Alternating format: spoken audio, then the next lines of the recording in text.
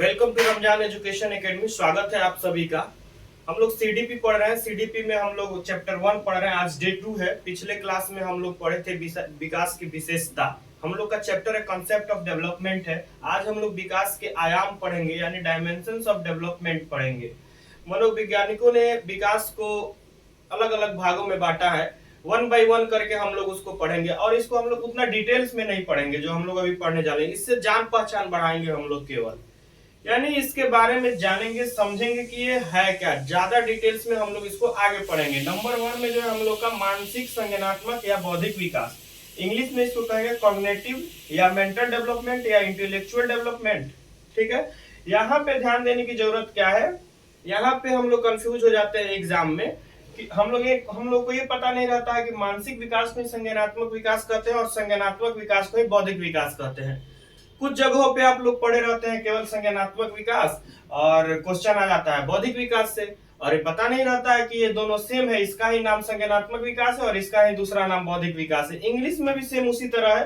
Cognitive development को ही mental development कहते हैं और मेंटल डेवलपमेंट को इंटेलेक्चुअल डेवलपमेंट कहते हैं। ये सारी चीजें एकदम क्लियर रखिएगा दिमाग में। इसको एकदम दिमाग में रख लीजिएगा कि हाँ, ये सारी एक ही नाम है, एक दूसरे का अलग अलग नाम है।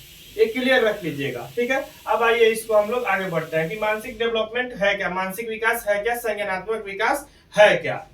तो संज्ञानात्मक विकास हमारे बुद्धि से जुड़ा होता है, हमारे दिमाग से जुड़ा होता है। हम लोग कोई भी कार्य करते हैं या किसी भी प्रकार का निर्णय लेते हैं या डिसीजन लेते हैं या कल्पना करते हैं या किसी भी तरह के सोचते हैं, हमारे दिमाग में आइडिया आता है। ये सारी चीजें मानसिक विकास के फलस्वरूप ही हमारे अंदर डेवलप होता है। सिंपल हम लोग को अभी इतना ही पढ़ना है कि मानसिक विकास हम लोग जो सोचते हैं, जो समझते हैं, किसी चीज का निर्णय लेते हैं, किसी चीज का डिसीजन लेते हैं, कल्पना करते हैं, दिमाग में हम लोग किसी चीज का आइडिया करते हैं, किसी भी बारे में हम लोग निर्णय लेते हैं। ये सारी चीजें हम लोग मानसिक विकास के फलस्वरूप ही अपने अंदर विकसित करते हैं। अगर हमारा मानसिक विकास नहीं हुआ रहेगा तो ये सारी चीजें हम लोग के अंदर डेवलप नहीं हुआ रहेगा। अब दूसरा हम लोग का पॉइंट है कि हम लोग को मानसिक विकास पढ़ना क्यों है। आखिर संज्ञानात्मक विकास हम लोग मेंटल डेवलपमेंट टीचर को, शिक्षक को क्यों पढ़ना है। तो इसलिए पढ़ना है कि बालक में मानसिक विकास यानी संज्ञानात्मक विकास हो रहा है या नहीं हो रहा है, बौद्धिक विकास हो रहा है या नहीं हो रहा है, मानसिकता का विकास हो रहा है या नहीं हो रहा है। ये चीजों को पहचानने के लिए हम लोग को मानसिक विकास शिक्षा शास्त्र में पढ़ना होता है। गांव देहात में हम लोग कभी कभी कहते हैं, कोई बच्चा को कोई कहता है कि बैल बुद्धि है। तो क्यों बैल बुद्धि है? क्योंकि उसमें मानसिकता का विकास नहीं हुआ है। वही विकास तो हम लोग को पहचानना है, इसके क्या कारण है कि उसमें मानसिक विकास नहीं हुआ है। ये सारी चीजें हम लोग आगे डिटेल्स में पढ़ेंगे, ठीक है।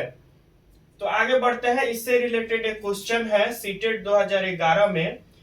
क्वेश्चन है आपका, कल्पनाओं का विकास मुख्य रूप से डैश डैश का हिस्सा है। फिर से ध्यान दीजिएगा, कल्पनाओं का विकास मुख्य रूप से डैश डैश का हिस्सा है। ऑप्शन है आपका बौद्धिक विकास, सामूहिक विकास, सामाजिक विकास और शारीरिक विकास।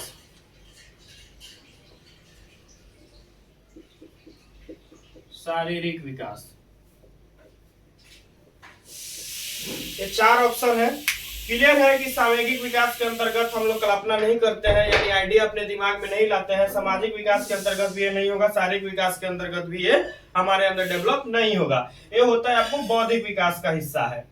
अब वही चीज हम आप लोग यहाँ पे पढ़े हैं कि मानसिक विकास को बौद्धिक विकास कहते हैं, तो ये चीज क्लियर है।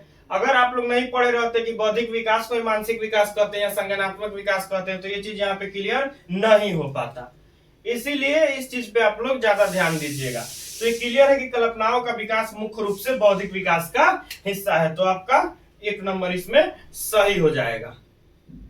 क्लियर है, ये सीटेट 2011 का क्वेश्चन है आप लोगों का। आइए अब हम लोग नेक्स्ट पे चलते हैं। अगला है 2 नंबर हम लोग का सामूहिक विकास, संवेगात्मक विकास या भावनात्मक विकास, यानी इमोशनल डेवलपमेंट। यहाँ भी आप लोग ध्यान दीजिएगा कि सामूहिक विकास को संवेगात्मक विकास कहते हैं या भावनात्मक विकास कहते हैं, यानी इमोशनल डेवलपमेंट कहते हैं। तो ये हमारे इमोशन से जुड़ा होता है, यानी हमारे व्यवहार से जुड़ा रहता है। ये हमारे व्यवहार को प्रभावित करता है। इसका कुछ एग्जाम्पल देते हैं, जैसे भय, क्रोध, घृणा, खुशी, स्नेह, प्यार, किसी से नाराजगी, ये सारी चीजें हमारे भावनात्मक विकास से रिलेटेड है, या ये सारी चीजें हमारे इमोशनल डेवलपमेंट के अंतर्गत ही हमारे अंदर विकसित होता है। परिवार का भी वातावरण जो माहौल होता है उसका प्रभाव पड़ता है, यानी परिवार का माहौल खराब रहेगा तो बालक का इमोशनल डेवलपमेंट भी खराब हो जाएगा। अभी हम लोगों ने जो पढ़ा, हमने पीछे बताया कि भय, घृणा, क्रोध, स्नेह, प्यार, ये सारी चीजें इमोशनल डेवलपमेंट के अंदर ही के अंतर्गत हमारे अंदर विकसित होती है। तो इसमें कुछ निगेटिव पॉइंट भी है और पॉजिटिव पॉइंट भी है, जैसे घृणा हो गया, क्रोध हो गया, ये सारी चीजें हम लोग का नकारात्मक हो गया। और हमारा जो स्नेह हो गया, हमारा जो प्यार हो गया, हमारा जो खुशी हो गया, हैप्पीनेस हो गया, ये सारी चीजें सकारात्मक हो गया। इसको हम लोग आगे और भी विस्तारित रूप से पढ़ेंगे, किस किस चीज से प्रभावित होता है, किस किस चीज का इस पे इफेक्ट होता है, ये सारी चीजें और डिटेल्स में हम लोग पढ़ेंगे। अभी सीधा इतना ही जानना है कि भावनात्मक विकास यानी इमोशनल डेवलपमेंट का सीधा संबंध हमारे व्यवहार से होता है। क्लियर है? इससे रिलेटेड एक क्वेश्चन है सीटेट 2015 में, आइए इसको देखते हैं कि कोई भी नाराज हो सकता है, कोई भी नाराज हो सकता है या आसान है, परंतु एक सही व्यक्ति के ऊपर सही मात्रा में, सही समय पर, सही उद्देश्य के लिए तथा सही तरीके से नाराज होना आसान नहीं है। यह संबंधित है, नंबर 1 ऑप्शन है संज्ञानात्मक विकास, 2 है सामाजिक, 3 है संज्ञानात्मक विकास, 4 है शारीरिक विकास। तो इसमें कुछ हम लोग को सोचना विचारना नहीं है, सीधे यहाँ पे देखिए कि कोई भी नाराज हो सकता है। नाराज हो सकता है यानी हमारे व्यवहार को बताया जा रहा है, बालक के व्यवहार को यहाँ पे बताया जा रहा है। तो ये सीधे हमारा संज्ञानात्मक विकास से संबंध रखता है, यानी इमोशनल डेवलपमेंट से संबंध रखता है। इसमें क्लियर है, बस ये इतना, ऐसे ऐसे छोटी छोटी ट्रिक से आप लोग क्वेश्चन को पकड़िए और उसको टच कीजिए। इतना सब कुछ सोचने विचारने का जरूरत नहीं है, सीधे हमारे व्यवहार से संबंधित है, यानी संवेगात्मक विकास के अंतर्गत आता है। अब आइए आगे बढ़ते हैं। नेक्स्ट है हम लोग का 3 नंबर में भाषा विकास यानी लैंग्वेज डेवलपमेंट। भाषा विकास को ऐसे समझना है हम लोग को, भाषा विकास एक माध्यम है अपने विचारों को, अपने बातों को एक दूसरे के सामने प्रकट करना, यानी बालक भाषा के माध्यम से लिखकर या बोलकर अपने विचारों को, अपने बातों को एक दूसरे के सामने प्रकट करता है। इसमें बस अभी इतना ही समझना है, इसको और विस्तार से हम लोग आगे पढ़ेंगे। लर्निंग डिसेबिलिटी जो चैप्टर होगा उसमें पढ़ेंगे कि भाषा विकास से संबंधित विकार क्या है, इसको और डिटेल्स में आगे पढ़ेंगे। अभी बस हम लोग जान पहचान बढ़ा रहे हैं इससे, और इतना ही अभी हम लोग को जरूरत भी है। ज्यादा पढ़ लेंगे हम लोग समझ में नहीं आएगा, 1-1 घंटा के क्लास और डिटेल्स में पढ़ लेते हैं लोग और समझ में आता नहीं है, इसलिए छोटा छोटा टॉपिक्स हम लोग पढ़ेंगे। अभी इससे जान पहचान बढ़ाएंगे, आगे चल के इससे रिलेटेड अगर हम लोग को और डिटेल्स में पढ़ना होगा तो हम लोग को पता होगा कि भाषा विकास क्या है, संज्ञानात्मक विकास क्या है या संवेगात्मक विकास क्या है। तो अभी हम लोग को बस इससे जान पहचान बढ़ाना है। तो भाषा विकास क्लियर हो गया कि एक माध्यम है अपने विचारों को, अपने बातों को एक दूसरे के सामने प्रकट करने के लिए। अब आइए इसमें से कुछ पॉइंट है जिसको आप लोग याद कीजिएगा। 6 माह से 1 वर्ष के बीच बालक कुछ शब्दों को समझने भी लगता है और बोलने भी लगता है। शब्द जैसे काका, मामा, चाचा, दादा, ये बोलने लगता है बालक, और कुछ शब्दों को समझने भी लगता है। 3 वर्ष की आयु में बालक वाक्य को समझने लगता है या बोलने लगता है, छोटे छोटे वाक्यों को समझने लगता है और बोलने लगता है। 15 से 16 वर्ष के आयु के बीच बालक में भाषा विकास एकदम विकसित हो जाता है और ये भाषा को एकदम समझ लेता है और एकदम भाषा को आसान तरीका से एक दूसरे के साथ कम्युनिकेट करता है भाषा के माध्यम से, या कोई भी भाषा। ये क्लियर हो गया। आइए अब नेक्स्ट चलते हैं हम लोग। नेक्स्ट है हम लोग का क्रियात्मक विकास यानी कार्य क्षमता का विकास, इंग्लिश में कहेंगे इसको मोटर डेवलपमेंट। बालक में कार्य क्षमता का विकास किस तरह हो रहा है, इसको समझने के लिए हम लोग क्रियात्मक विकास को पढ़ते हैं, यानी चलना, उठना, बैठना, खेलना, ये सारे चीजें संबंधित आपका क्रियात्मक विकास से, यानी कार्य क्षमता के विकास से, यानी मोटर डेवलपमेंट से संबंधित है। बालक चल पा रहा है या नहीं, किस तरह से खेल पा रहा है नहीं, उसमें कार्य करने की क्षमता किस तरह के है, थक जा रहा है या खेल नहीं पा रहा है, बैठ नहीं पा रहा है, तो ये सारी चीजें उसके सर्वांगीण विकास में बाधा पहुंचा सकता है। इसलिए क्रियात्मक विकास की समझ भी शिक्षक में होना बहुत जरूरी है। शिक्षक को बालक में कार्य क्षमता का विकास यानी कार्य क्षमता को का विकास हो रहा है या नहीं हो रहा है, नहीं हो रहा है तो इसका क्या कारण है, इसको समझना जरूरी है। और इसका समायोजन भी, समायोजन का मतलब होता है यानी एडजस्टमेंट करना, सुधार करना।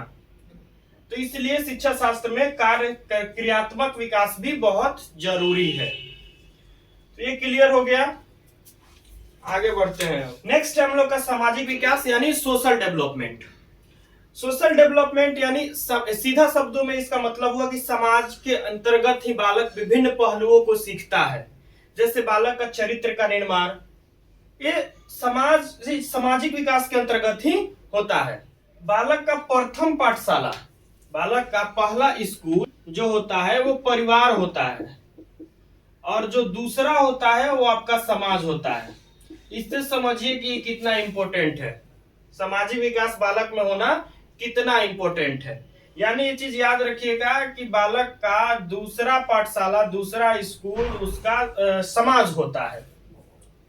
समाज के अंतर्गत ही बालक में चरित्र निर्माण का विकास होता है। समाज के अंदर ही बालक में सांस्कृतिक विकास होता है, धार्मिक विकास होता है, सामुदायिक विकास होता है यानी कल्चरल विकास होता है।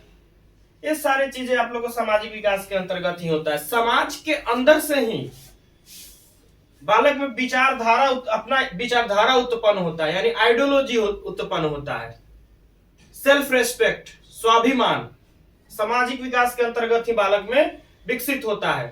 सामाजिक विकास के अंतर्गत ही बालक अपने आदर्श व्यक्ति का चयन करता है और उन्हीं के तरह बनने की कोशिश करता है। अगर समाज में गलत व्यक्ति है, समाज उसका गंदा है, उसका सामाजिक तौर पे डेवलपमेंट नहीं हुआ है, तो बालक में उसी के अंतर्गत उसका भी विकास होता है। यानी उसके समाज में अच्छे लोग हैं, पढ़े लिखे लोग हैं, सही राह पे चलने वाले लोग हैं, तो बालक में उसी के जैसे बनेगा। और उसमें चोर, डकैत, डाकू, मोबाइल छीनने वाला, पॉकेट मार, ये सब अगर उसके समाज के अंतर्गत आता है, उसके आसपास पड़ोसी ये सब सारे चीजें करते हैं, तो बालक भी वही पॉकेटे मारेगा। वो भी सोचेगा कि वो पॉकेट मारते हैं तो हम इनसे थोड़ा बड़ा करेंगे यानी डकैती करेंगे। उधर कोई है गैंगस्टर तो सोचेगा कि हमको भी गैंगस्टर बनना है। अगर वहीं कोई उसके समाज में यानी उसके आस पड़ोस में कोई प्रोफेसर है, कोई डॉक्टर है, कोई इंजीनियर है, तो बालक उन्हीं में से किसी को अपना आदर्श बना लेगा कि नहीं हमको इन्हीं के जैसा बनना है, डॉक्टर बनना है हमको, प्रोफेसर बनना है हमको, टीचर बनना है हमको। तो इसलिए सामाजिक विकास बालक के विकास में यानी ओवरऑल डेवलपमेंट में बहुत इंपॉर्टेंट है। इसको आप लोग एकदम याद रखिएगा। आइए अब नेक्स्ट हम लोग चलते हैं। नेक्स्ट है हम लोग का शारीरिक विकास यानी फिजिकल डेवलपमेंट। इसका मतलब यह है कि बालक का शारीरिक संरचना एवं उसमें होने वाला परिवर्तन यानी स्ट्रक्चर। बालक का शारीरिक तौर पे बालक का भार, ऊंचाई, लंबाई, बालक का हाइट, बालक का हड्डियों का विकास, ये सारी चीजें शारीरिक विकास से जुड़ी हुई है। आगे हम लोग इसको और डिटेल्स में पढ़ेंगे कि शारीरिक विकास के अंतर्गत बालक में कौन कौन से विकास को प्रभावित करता है। मानसिक तौर पे भी शारीरिक विकास प्रभावित कर सकता है। यानी बालक का कद अगर और बालक से सामान्य बालक से छोटा रह जाता है तो वो मेंटल तौर पे डिस्टर्ब हो जाता है। तो टीचर को इसलिए भी ये पढ़ना जरूरी होता है शारीरिक विकास, क्योंकि बालक में ये जानना जरूरी है कि उसका शारीरिक विकास क्यों रुका हुआ है। अगर रुका हुआ है तो ऐसा नहीं कि इसका इफेक्ट उसके दूसरे डेवलपमेंट पे पड़े।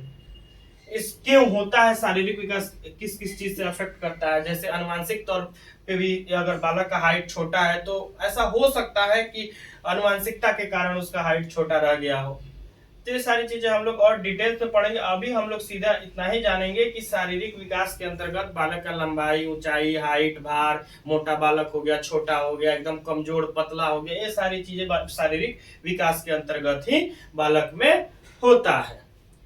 तो आज के लिए इतना ही। आज हम लोग विकास के आयाम को पढ़े हैं, यानी विकास के विभिन्न भागों को पढ़े जो मनोवैज्ञानिकों के द्वारा बांटा गया है, उसको केवल हम लोग जाने हैं। नॉर्मली हम लोग उसको केवल समझे हैं। इसको और डिटेल्स में आगे के चैप्टर में हम लोग और बड़ा बड़ा करके पढ़ेंगे। इससे रिलेटेड और भी एकदम डिटेल्स में इसको पढ़ेंगे। आइए अब जो टॉपिक्स हम लोग पढ़े हैं यानी विकास का आयाम जो हम लोग पढ़े हैं, जो भी हम आपको 6 टॉपिक्स पढ़ा है, इस सबसे रिलेटेड एक क्वेश्चन है जो सीटेट में पूछा हुआ है प्रीवियस ईयर में आप लोग का, उसको हम लोग सॉल्व करते हैं। क्वेश्चन है सीटेट 2012 का कि मानव विकास को निम्न क्षेत्रों में विभाजित किया जाता है। आंसर है शारीरिक, आध्यात्मिक, संज्ञानात्मक, सामाजिक। 2 नंबर में शारीरिक, संज्ञानात्मक, संवेगात्मक और सामाजिक। यानी इसको हम लोग इस तरह समझते हैं कि अभी जो जो हम लोग पढ़े हैं, जो जो भाग पढ़े हैं, जो मनोवैज्ञानिकों के द्वारा बांटा गया है मानव विकास को, बस उसी को हम लोग आंसर में देखेंगे। यानी संज्ञानात्मक हो गया, संवेगात्मक हो गया, शारीरिक हो गया, कार्य क्षमता का विकास हो गया, सामाजिक विकास हो गया।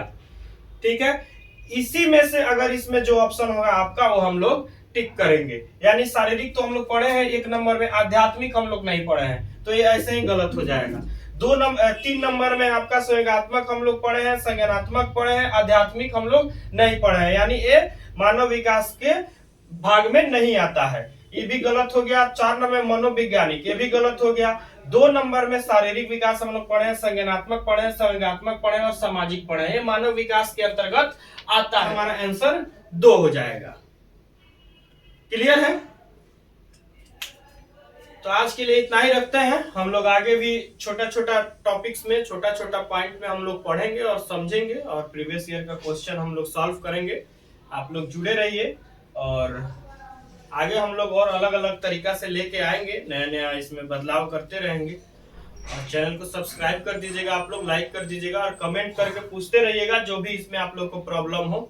सपोर्ट की आप लोगों से गुजारिश है। तो धन्यवाद।